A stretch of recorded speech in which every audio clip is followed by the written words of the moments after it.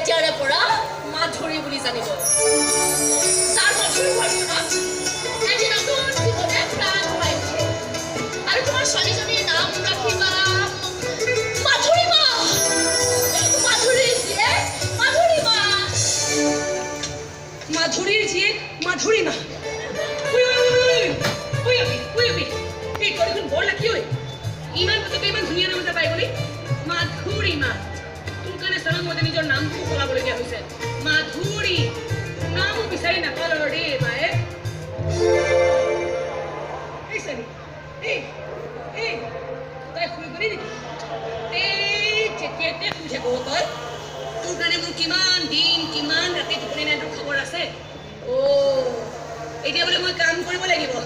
ঠাণ্ডা মুণ্ডা হ'ব লাগিব মাক হ'ব লাগিব তই আনকি বোলে মই বোলে শাৰীও পিন্ধিব লাগিব এই ভগৱান এইটো পিন্ধিলে বাৰু মোক কেনেকুৱা লাগিব কচোন তুমি মোক নেহাৰিবনে ল'ৰাই শাৰী পিন্ধিছে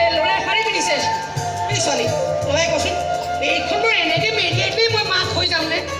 কিবা হিন্দী চিনেমাৰ কমেডি কেৰেক্টাৰ যেন মোক নালাগিবনে বাৰু কচোন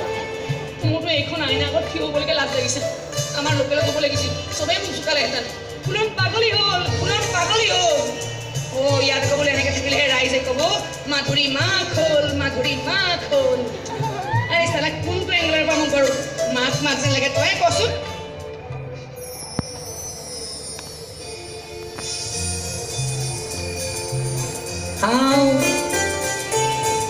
বেয়া লগা নাই দেখোন